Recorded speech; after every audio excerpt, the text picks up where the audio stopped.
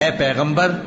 جب مومن تم سے اس درخت کے نیچے بیعت کر رہے تھے تو اللہ ان سے خوش ہوا، اور جو صدق و خلوص ان کے دلوں میں تھا وہ اس نے معلوم کر لیا، تو ان پر تسکین نازل فرمائی اور انہیں جلد فتح عنایت کی، اور بہت سی غنیمتیں وہ آئندہ بھی حاصل کریں گے، اور اللہ غالب ہے، حکمت والا ہے۔ اللہ نے تم سے بہت سی غنیمتوں کا وعدہ فرمایا ہے کہ تم ان کو حاصل کرو گے، پھر اس نے یہ غنیمت تمہیں جلدی سے دلوا دی اور لوگوں کے ہاتھ تم سے روک دیے۔ غرض یہ تھی کہ یہ مومنوں کے لیے اللہ کی قدرت کا نمونہ بن جائے اور وہ تم کو سیدھے رستے پر چلائے، اور کچھ اور غنیمتیں دے گا جن پر تم قدرت نہیں رکھتے، اور وہ اللہ ہی کی قدرت میں ہیں، اور اللہ ہر چیز پر قادر ہے۔ اور اگر تم سے کافر لڑتے تو وہ پیٹ پھیر کر بھاگ جاتے، پھر وہ کسی کو نہ دوست پاتے اور نہ مددگار۔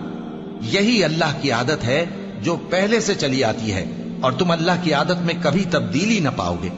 اور وہی تو ہے جس نے تم کو ان کافروں پر فتح یاب کرنے کے بعد سرحد مکہ میں ان کے ہاتھ تم سے اور تمہارے ہاتھ ان سے روک دیے، اور جو کچھ تم کرتے ہو اللہ اس کو دیکھ رہا ہے۔ یہ وہی لوگ ہیں جنہوں نے کفر کیا اور تم کو مسجد حرام سے روک دیا، اور قربانیوں کو بھی کہ اپنی جگہ پہنچنے سے رکی رہیں۔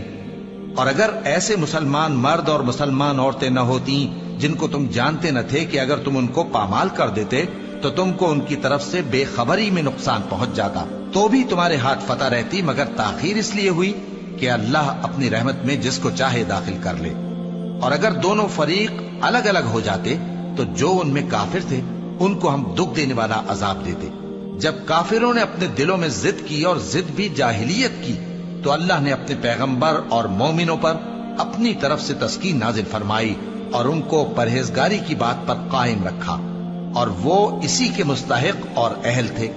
اور اللہ ہر چیز سے خبردار ہے۔ بے شک اللہ نے اپنے پیغمبر کو سچا اور صحیح خواب دکھایا تھا کہ تم انشاءاللہ مسجد حرام میں اپنے سر منڈوا کر یا اپنے بال ترشوا کر امن و امان سے داخل ہوگے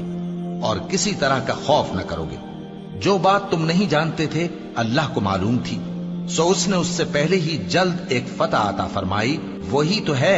جس نے اپنے پیغمبر کو ہدایت کی کتاب اور دین حق دے کر بھیجا تاکہ اس کو تمام دینوں پر غالب کرے،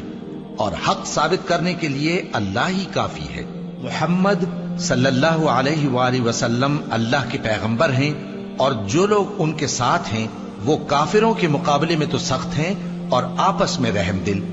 اے دیکھنے والے، تو ان کو دیکھتا ہے کہ اللہ کے آگے جھکے ہوئے سر بسجود ہیں اور اللہ کا فضل اور اس کی خوشنودی طلب کر رہے ہیں۔ کثرت سجود کے اثر سے ان کی پیشانیوں پر نشان پڑے ہوئے ہیں۔